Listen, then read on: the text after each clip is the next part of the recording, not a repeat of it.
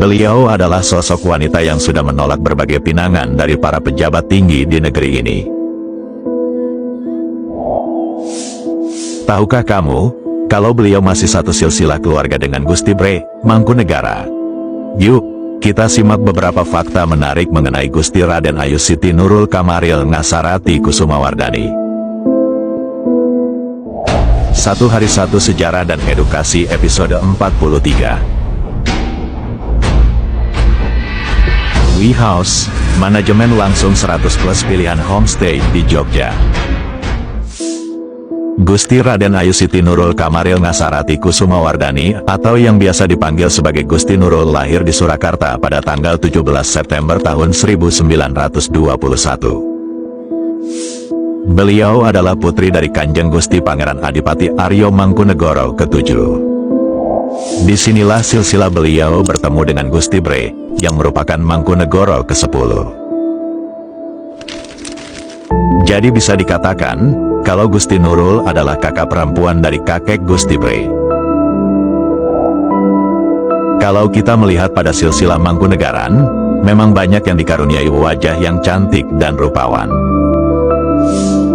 Begitu pula dengan Gusti Nurul ini. Kecantikan dan keanggunan beliau tersohor hingga dijuluki sebagai primadona kota Solo, dan menjadi perhatian para pejabat nasional. Beliau juga pandai menari. Di usia 15 tahun, beliau pernah membawakan tarian Sari Manunggal di hadapan Ratu Wilhelmina dan para pejabat di Belanda. Sajian tarian ini merupakan kado pernikahan dari keluarga Mangkunegara ke-7 untuk anak Ratu Wilhelmina yakni Putri Juliana dengan Pangeran Benhat. Berkat penampilannya ini, Gusti Nurul menjadi wanita pertama Indonesia yang fotonya dimuat dalam majalah legendaris asal Amerika Serikat yaitu majalah Life edisi tanggal 25 Januari tahun 1937. Bahkan Ratu Wilhelmina juga menjulukinya sebagai The Bloom van Mangkunegaran yang berarti kembang dari Mangkunegaran. Selain memiliki kecantikan secara lahir, beliau juga dikenal berpendidikan tinggi dengan menempuh berbagai pendidikan dan juga menjadi murid beberapa tokoh terkenal saat itu. Tak ayal, hal ini membuat banyak pejabat tinggi nasional yang tertarik untuk meminang beliau sebagai istri. Pinangan pertama datang dari Sri Sultan Hamengkubuwono ke-9, yang bahkan sampai mengirim utusan ke Mangkunegaran untuk meminangnya sebagai istri. Namun Gusti Nurul bergeming dengan tawaran itu. Tawaran yang kedua datang dari Jatikusumo, petinggi TNI Angkatan Darat sekaligus bangsawan Surakarta. Namun Gusti Nurul juga menolak pinangan tersebut. Satu lagi tentu saja yang paling terkenal, yaitu ketertarikan Presiden Soekarno kepada Gusti Nurul. Soekarno bahkan meminta pelukis kenamaan yaitu Basuki Abdullah, untuk melukis langsung Gusti Nurul, lalu lukisan tersebut dipajang di ruang kerja Presiden. Meski begitu, Gusti Nurul tetap bergeming dengan tawaran-tawaran tersebut.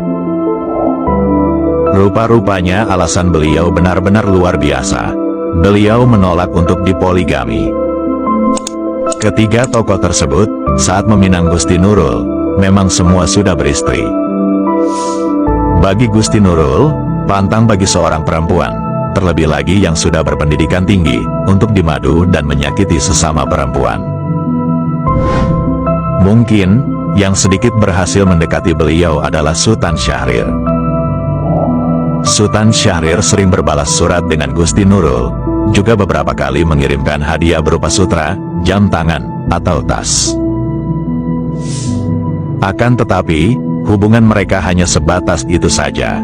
Gusti Nurul enggan untuk menjalin hubungan serius dengan politisi, karena begitu besarnya resiko yang harus ditanggung ketika berhadapan dengan pemerintah kolonial Belanda. Hingga akhirnya, ketika beliau berada di usia 30 tahun, Gusti Nurul akhirnya menikah dengan Raden Mas Suryo Suyarso, seorang priyayi perwira menengah TNI Angkatan Darat berpangkat Letnan Kolonel. Setelah menikah, beliau lebih memilih untuk keluar dari istana, dan mendampingi tugas suami beliau di berbagai wilayah nasional maupun internasional. Gusti Nurul mengajarkan kepada kita untuk menjadi seorang wanita yang berani, mandiri, dan memiliki prinsip teguh. Seorang wanita yang tidak mudah tergoda oleh status dan kekuasaan, dan lebih memilih untuk hidup sesuai dengan prinsip yang dia yakini. Gusti Nurul berpulang pada hari Selasa, tanggal 10 November tahun 2015, di usia 94 tahun. Beliau kemudian dimakamkan di Astana Girilayu, Karanganyar, bersama dengan keluarga besar Mangkunegaran.